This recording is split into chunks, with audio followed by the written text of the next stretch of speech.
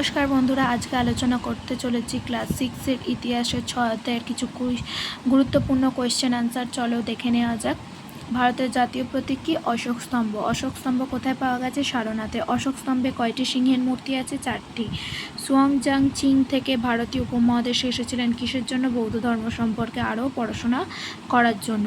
কুষাণ মুদ্রায় সম্রাটের মাথার পিছনে জ্যোতির্বলয় কেন বানানো হতো? সম্রাট ও দেবতা একই বোঝানোর জন্য। অশোক স্তম্ভকে কত সালে ভারতের জাতীয় প্রতীক হিসেবে গ্রহণ করা হয়েছে? 1950 সালের 26শে জানুয়ারি।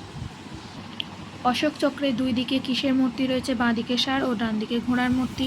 সাম্রাজ্য কাকে বলে? অনেকগুলো রাজ্য জুড়ে একটা বড় শাসন এলাকা হয়, সেই বড় শাসন এলাকাকে সাম্রাজ্য বলে। সম্রাট কাকে বলে? সাম্রাজ্যের শাসককে সম্রাট বলে। সাম্রাজ্ঞী কাকে বলে? মহিলা সম্রাটকে সাম্রাজ্ঞী বলে। ভারতের প্রথম সাম্রাজ্যের নাম কি? মৌর্য সাম্রাজ্য।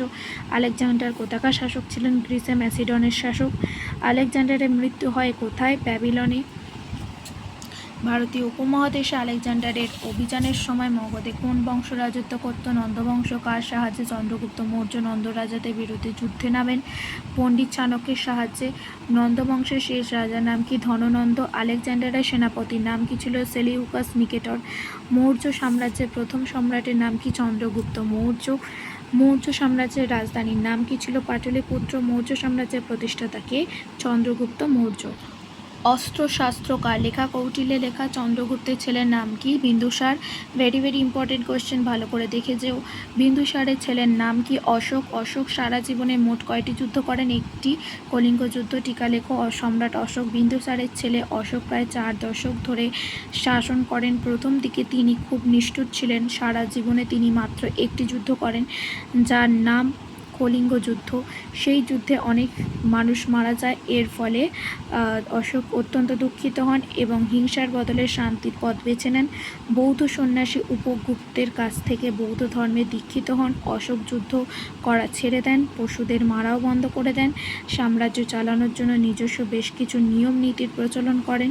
তার সাম্রাজ্য উত্তরে আফগানিস্তান থেকে দক্ষিণে কর্ণাটক পর্যন্ত বিস্তার লাভ করেছিল। অশোকের আমলে মৌর্যদের রাজধানী ছিল পাটলিপুত্র। পরবর্তী কোয়েশ্চেন, মৌর্য সম্রাটরা কোন উপাধি ব্যবহার করতেন? দেবানং প্রিয়, দেবদাতের প্রিয়। অশোক দেবানং প্রিয় ছাড়াও আর কোন উপাধি ব্যবহার করত? প্রিয়দর্শী বা প্রিয়দর্শী। মৌর্য সাম্রাজ্যের বৈশিষ্ট্যগুলি লেখো। মৌর্যরা কিভাবে সাম্রাজ্য চালাতো তা আলোচনা করো। কি হবে? সাম্রাজ্যের সমস্ত বিষয়ে সম্রাটদের হাতেই ছিল চূড়ান্ত ক্ষমতা। বিচার ব্যবস্থার মাথায় ছিলেন সম্রাট। মৌর্য প্রশাসনে পুরোহিতদের বিশেষ ভূমিকা ছিল না। মৌর্যরা কোনো যজ্ঞ করে নিজেদের ক্ষমতা দাবি করেননি। সম্রাটের পরেই ছিল অমাত্য বা রাজকর্মীদের অবস্থান। অমাত্যদের সাহায্যে সম্রাট শাসন চালাতেন। মৌর্যদের বিরাট সেনাবাহিনী ছিল। ঘোড়া, রথ, হাতি, নৌকা প্রভৃতির ব্যবহার ছিল সেনাবাহিনীতে। অমাত্য কাদের বলা হতো? মৌর্য সাম্রাজ্যে সম্রাটের পরেই যে রাজকর্মচারীদের অবস্থান ছিল তাদের অমাত্য বলা হতো। মহামাত্র কাদের বলা হতো? সম্রাট অশোকের আমলে উচ্চপদস্থ রাজকর্মচারীদের মহামাত্র বলা হতো। ইন্ডিকা বইটি কার লেখা? মেগাস্থেনিসের লেখা। ইন্ডিকা বই থেকে কোন শাসকের সম্পর্কে জানা যায়? মৌর্য শাসন।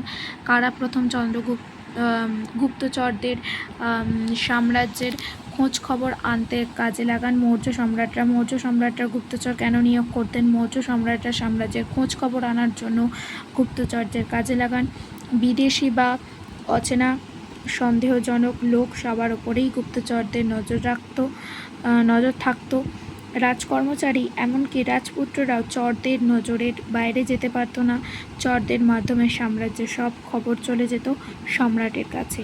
মহাস্থানগড় বা মহাস্থান কোথায় অবস্থিত? বর্তমান বাংলাদেশের বগুড়া জেলায়। পরবর্তী কোয়েশ্চেন, মৌর্য আমলে চাষিরা ফসলের কত ভাগ রাজস্ব হিসাবে দিত? 1 থেকে 6 ভাগ।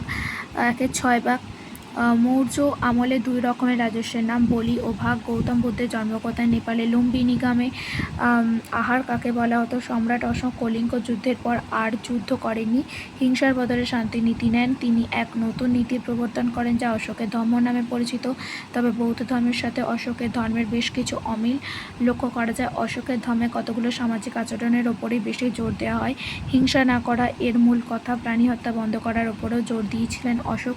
এমনকি শিক্ষা শিকার ও মাছ ধরার উপরেও তিনি নিষেধ জারি করেন। অশোক ঘোষণা করেন এক প্রাণী অন্য প্রাণীর খাবার হতে পারে না। এর পাশাপাশি দয়া, দান এইসব আচরণের কথা ধর্মে বলা হয়েছে। বাবা মা গুরুজনদের মেনে চলার কথাও ধর্মে বলা হয়েছে।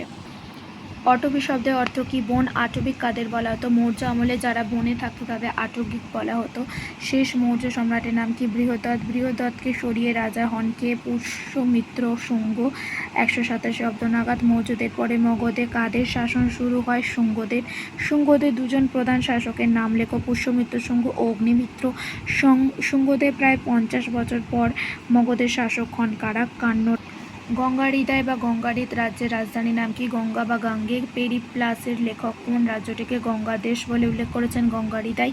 কুষাণ সাম্রাজ্য প্রতিষ্ঠার প্রধান কৃতিত্ব কার? কুজুল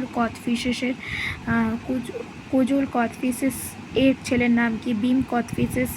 ভারতীয় উপমহাদেশে কে প্রথম সোনার মুদ্রা চালু করেন? ভীম কথফিসেস। কুষাণদের সেরা রাজা কে ছিলেন? প্রথম কনিষ্ক ভীমের ছেলে। কনিষ্ক কবে শাসক হন? 78 খ্রিস্টাব্দে। শকাব্দ কোনা শুরু হয় কবে? 78 খ্রিস্টাব্দে। কনিষ্কের রাজধানী কোথায় ছিল? পুরুষপুর বা পেশাওয়ার। কুষাণদের প্রধান শাসন কেন্দ্র কোথায় ছিল? ব্যাকট্রিয়া বা বাল্লিক দেশ। কোন শিলালেখ থেকে খারবেলের বিষয়ে জানা যায়? হাতিগুম্পা শিলালেখ। কোন শিলালেখতে ভারতবর্ষ শব্দটি ব্যবহার করা হয়েছিল? হাতিগুম্পা শিলালেখ। সাতবাহন বংশের প্রথম শাসকের নাম লেখো। শিমুখ। সাতবাহন বংশের তৃতীয় রাজার নাম কি? প্রথম সাতকর্ণী। এই ভিডিওতে আজ এই পর্যন্তই রইল। পরবর্তী ভিডিওতে 6 অধ্যায়ের বাকি অংশটা আলোচনা করে দেব। তো ভিডিওটি যাদের ভালো লেগেছে তারা অবশ্যই লাইক করে দিও। আর আমার চ্যানেলে যারা নতুন তারা অবশ্যই চ্যানেলটিকে সাবস্ক্রাইব করে দেবে আর বন্ধুদের সাথে শেয়ার করতে যেন ভুলো না। ধন্যবাদ।